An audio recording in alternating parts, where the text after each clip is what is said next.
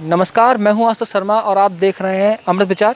इस वक्त हम मौजूद हैं बहादुरगंज सब्जी मंडी में और आपको यहां दिखाते हैं, बातचीत करते हैं उन लोगों से और पूछते हैं कि सब्जी मंडी में इस समय क्या भाव चल रहा है और भाव ये क्यों इतना बड़ा है, क्या कारण है, मुख्य कारण सरकार है, मुख्य कारण या लॉकडाउन है या कोरोना काल है। आइए चलकर बात करते हैं, पूछते हैं कि जो महंगाई बढ़ रही है इस पर क्या प्रभाव पड़ रहा है आम जनता पर। बाबा, इतनी महंगाई क्यों बढ़ गई सब्जियों पर? महंगाई अब की कमाई नहीं है, आलू पैदा कम हुआ है। मालूम जब वो खेतों में सड़ गया पहले जब बोया गया था, जब ही आलू कमी है, महंगाई बढ़ गई है। महंगाई इतनी बढ़ गई कि बेचना मुश्किल, 4 पैसे बचाना मुश्किल। सुबह को आलू घर पे आए इतनी होती कि बुढ़िया हमारी फेंक देती पैसे, हमसे नहीं पूरा होगा इतने में। 200 दे के आए, वो कहने लगी ले जाओ रुपए, कुछ पक्केगा नहीं आज। इस समय जो है मतलब महंगाई इतनी बढ़ गई है कि आम आदमी को जीना मुश्किल हो गया है। क्या करें, सुबह लड़ाई होते होते बच गई, हम भागे जान बचा के अपनी घर से। अच्छा, आलू क्या रेट चल रहा है? आलू 50 में नया है, पूना वाला 40 में आई है, 37-97। अच्छा, तो आपको आलू मंडी से क्या भाव मिलता है? 45 रुपए किलो, सब बंद बोरा, आधी मट्टी, आधा छर्रा, आधा हरा। उसमें तो जो बोरा आता है वो 50 किलो का ही आता है? 50 का भी होता, 52 का भी होता, 49 का भी होता है। अच्छा, कम भी होता है? हाँ, कम भी होता अच्छा, है। अब सुनने में आया कि 5% कर भी लिया जाता है। 5%? हाँ, देते हैं हम। अच्छा, आप देते हो? 5,000 की सब्जी लगाएं, अब 5% जोड़ लो, अड़तियों कितने हो गए। अच्छा, हाँ। हिसाब से आप देते हो? हाँ, देते हैं। 100 पे 5 रुपए। हम भैया यहाँ पे क्या लेने आए हैं आप? अरे भैया आलू लेने आए हैं भाई। सब्जी अभी समय सस्ती चल रही है, महंगी चल रही है? सब्जी तो सब महंगी है भैया, सस्ता है। लगभग कुछ ज़्यादा ही महंगी सब्जी, कोई क्या कारण? भैया 4 दिन से कारण तो नहीं है, यही लोग बता सकते हैं, आ नहीं रही है या क्या नहीं है, तो नहीं हम कुछ बता। क्या क्या लिया आपने? हमने तो अभी आलू ले रहे हैं और देखते हैं क्या लेना है। किस भाव मिला आपने? 50 रुपये हम दे रहे 4 हैं। दिन पहले क्या भाव चल रहा था? 50 ही रुपये हम चल रहे हैं। 4 दिन पहले भी भाव जो चल रहा था वो 50 रुपये। वही है 50 रुपये। चलिए, ठीक है। अच्छा, आप क्या नाम है आपका? साजिद नाम है हमारा। नरेश कुमार।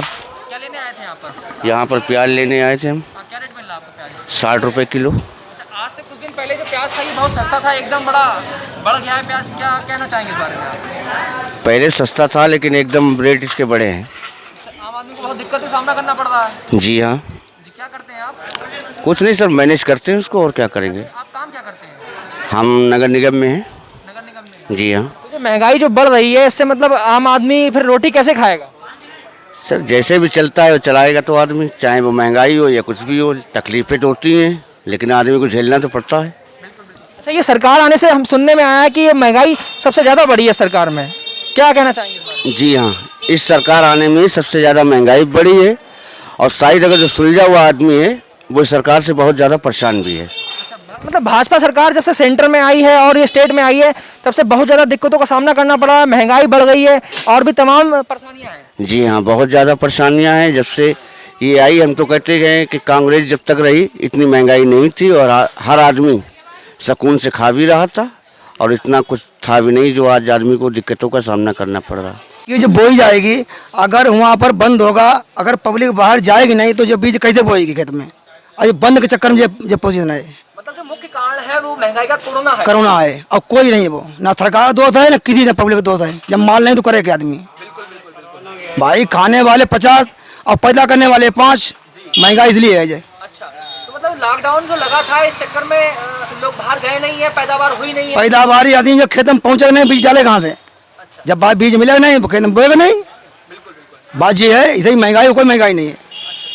मतलब सरकार का कोई दोष नहीं? कोई दोष नहीं सरकार का है। जी, इतनी महंगी चल रही है, इस बारे में क्या कहेंगे आप? सर ये हमेशा महंगी और सस्ती तो लगी रहती है, बट इस बार जो है कुछ ज़्यादा ही महंगाई बढ़ गई है। इसका मुख्य कारण मतलब क्या है? आप किसको मतलब कहना चाहेंगे कि इस कारण महंगाई बढ़ गई है? कोरोना के चक्कर में बढ़ गई है, लॉकडाउन के चक्कर में बढ़ गई है या फिर सरकार का दोष है? सर सरकार का इसमें क्या दोष हो सकता है, बट ये है कि कोरोना के चलते कुछ महंगाई बढ़ी है जिसको झेलना पड़ रहा है। जी जी। अच्छा, क्या काम करते हैं आप? मेरी अपनी शॉप है, अच्छा, किचन सेंटर है। अच्छा अच्छा अच्छा। तो ये मतलब और जो आलू है वो 4 दिन पहले वो लगभग 40 रुपए का था, अब ये 50 हो गया है। तो ऐसे में जो नवरात्रि जो माता बहनी माई रखती हैं, मतलब और लोग रखते हैं व्रत, ऐसे में उनको तो बहुत दिक्कत का सामना करना पड़ेगा। बहुत जी जी, बिल्कुल सामान्य लोग नहीं खा सकते। सामान्य लोग नहीं ये चीज़ अफोर्ड कर पाते हैं। बहुत सी सब्जी महंगी है, मिर्च भी महंगी है, टमाटर महंगा हो रहा है, हर चीज़ महंगी है आफ्टर ऑल। तो इस समय सेब क्या रेट चल रहा है? सेब सर बहुत महंगा है, 80 रुपये किलो सेब है, 70 रुपये किलो मंडी का खरीदा हुआ है, 70-80 बिकता है और 70 रुपये किलो बेच रहे हैं। 70 रुपये किलो बेच रहे हैं, हाँ। मतलब मुनाफा कुछ नहीं है। कुछ नहीं, 70 में पड़ा है, 70 में बेच रहे हैं। तो मतलब जो महंगाई बढ़ रही है इसका कारण, मुख्य कारण क्या है? मुख्य कारण यही है कि कोरोना जहाँ भी जाओ कोरोना। अच्छा, हाँ। मतलब जब से कोरोना काल चल रहा है तब से जो व्यापारी हैं और जो मतलब विक्रेता हैं उन्हें बहुत दिक्कतों का सामना करना पड़ रहा है। बहुत दिक्कतों का सामना करना पड़ा, कोई खरीद नहीं पा रहा है, खाने की उम्मीद ही छोड़ दी है हर आदमी ने। इतना महंगाई हो रही है सेब के ऊपर, आदमी चूल्हा जलाएगा, घर के रोटी खाएगा 100 रुपये में या सेब खाएगा 80 रुपये में। 70-80 रुपये में एक टाइम का खाना बनेगा, शाम का बच्चे खाएंगे सब, कहाँ से सेब खा पाएंगे?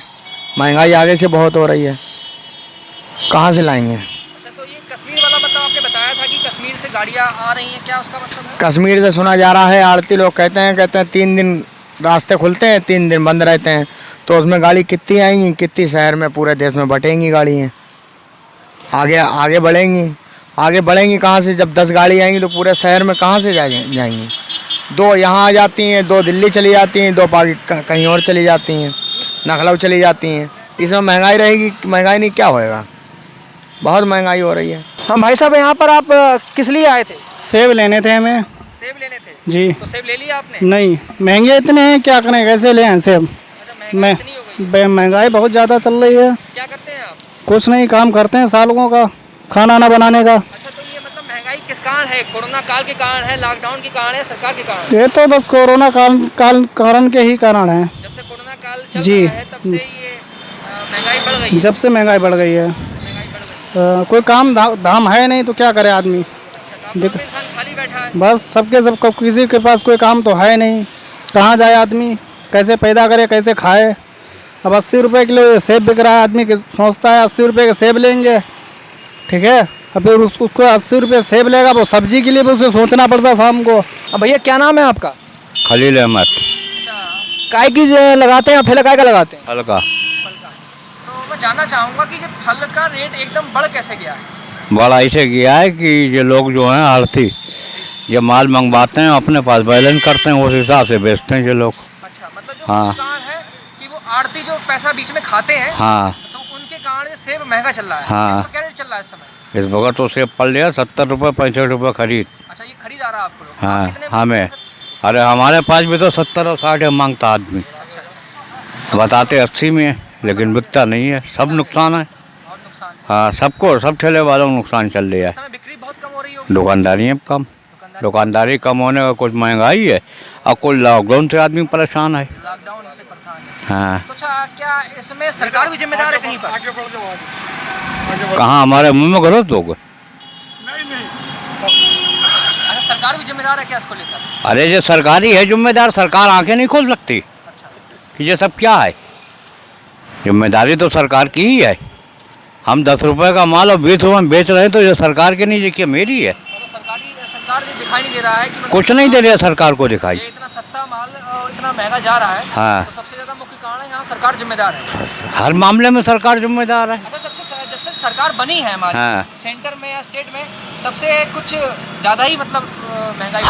हर चीज़ की महंगाई है और हर चीज़ की खुरापातें हो रही हैं। तमाम दुनिया भर के ये कांड हो रहा है सरकार के द्वारा।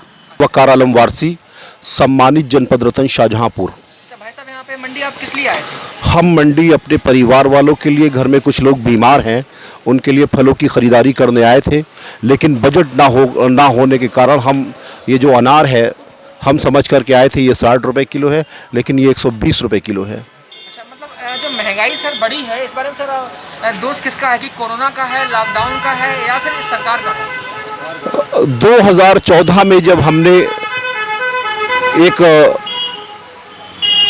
मुख्यमंत्री ने ये नारा दिया था कि सबका साथ सबका विकास, और गुजरात के उस महान व्यक्ति को देश के 135 करोड़ लोगों ने अपना वोट दिया, और वोट देने के बाद हमने ये सोचा था कि देश में एक परिवर्तन आएगा, इनकलाब आएगा, जिससे महंगाई ख़त्म होगी, बेरोज़गारी ख़त्म होगी।